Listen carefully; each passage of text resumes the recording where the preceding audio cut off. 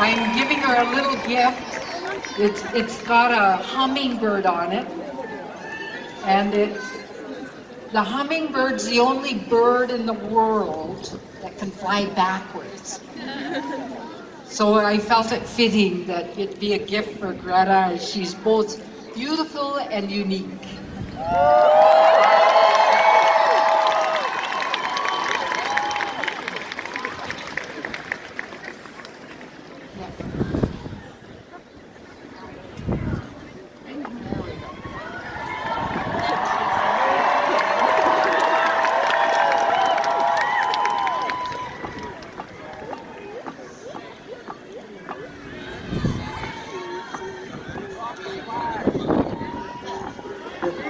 Thank you. Fabio!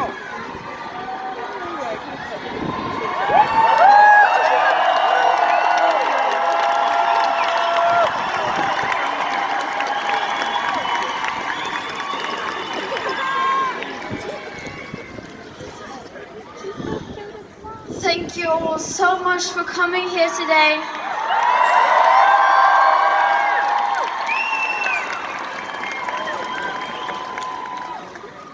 It is unbelievable how many you are.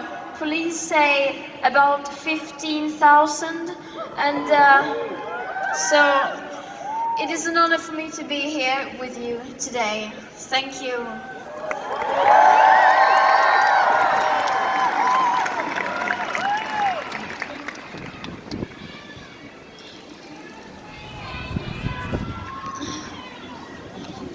I would like to begin by acknowledging that we are fortunate to be able to gather on the unceded territory of the Coast Salish people, particularly the unceded traditional territory of the Musqueam, Squamish and Tsleil-Waututh nations.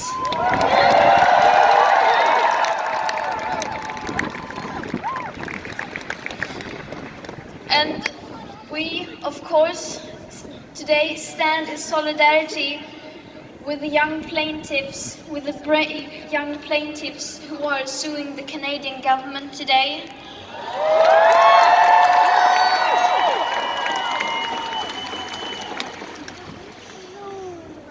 And it is always so hopeful to see this every Friday. This is a movement with millions upon millions of people telling world leaders to act on the science and demanding a safe future for us and for everyone. And together we will make a change.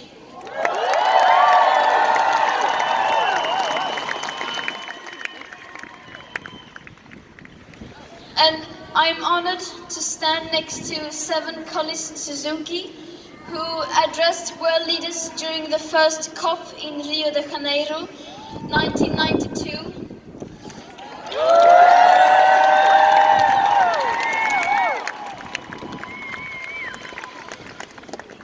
27 years ago, at the age of 12, she said, quote, "At school, even in kindergarten, you teach us how to behave in the world.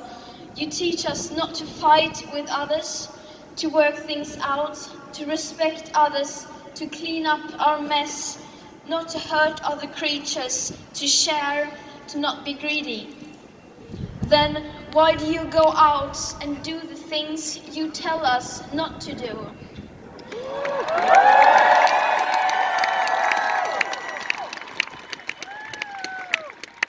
Also, I am fighting for my future. Losing my future is not like losing an election or a few points on the stock market.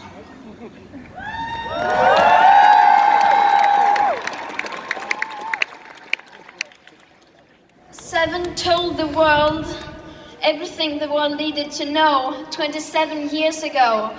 And the science told our world leaders everything they needed to know 27 years ago. If people would have listened back then, the world will be a completely different place than it is today. But the world ignored her, and world leaders continue to choose to look away from this crisis even today. According to the Global Carbon Atlas, global CO2 emissions have increased by approximately 65% from 1992 to 2018.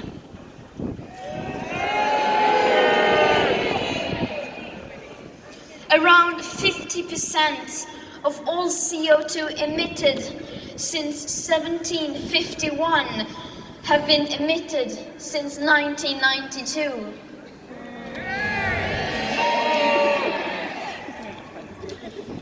If world leaders would have started to take action back then when this crisis became known to them, then imagine the sufferings that could have been prevented. It is shameful that for so long the ongoing climate and ecological emergency has been ignored. It is the year 2019 and the people in power are still acting as if there was no tomorrow.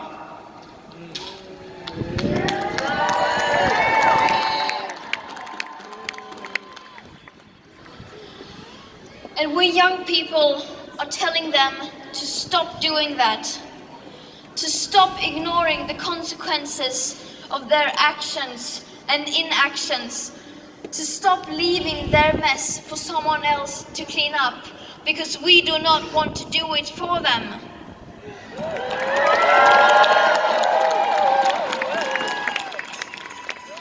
The people in power need to start to realize what they are doing to future generations, to us, and especially to people in parts of the world who are already being affected and suffering from the climate and ecological crisis. If the adults really loved us, they would at least do everything they possibly could to make sure that we had a safe future, a future to look forward to.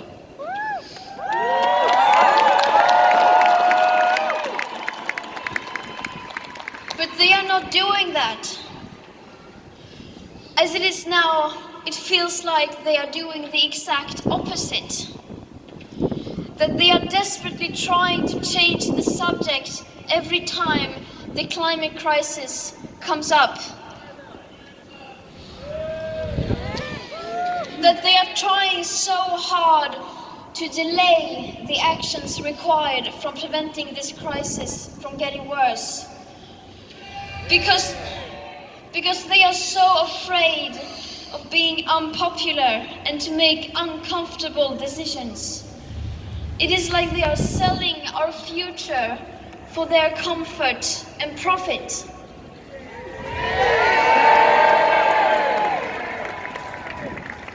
And yet they have the nerve to look us in the eyes and tell us that they are doing enough. Well, whatever they are doing it wrong.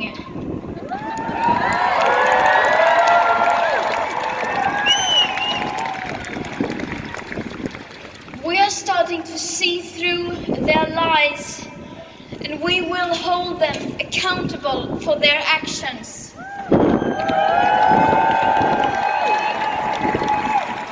We will be a constant reminder that they are failing. And that constant reminder is what we are today.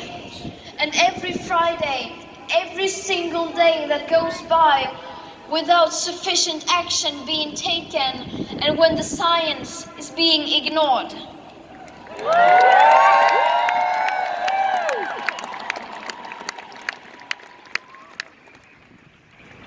Because we are not just some kids skipping school or some adults who are not going to work.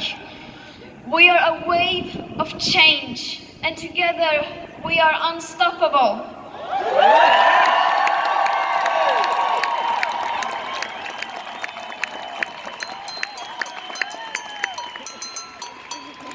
We will rise to the challenge, hold those responsible for this crisis accountable, and we will make world leaders act.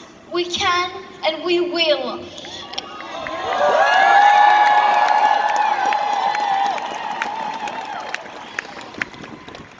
And if you feel threatened by that, then I have some very bad news for you. This is just the beginning. We will continue.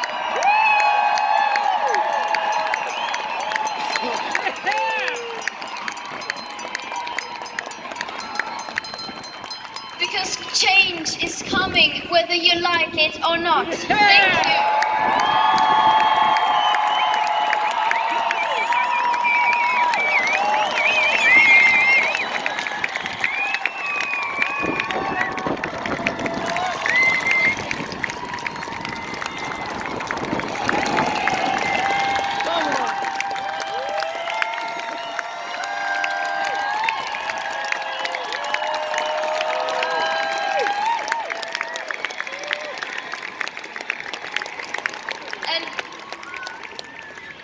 And I think people would be very happy if you seven would say a few words if you want to.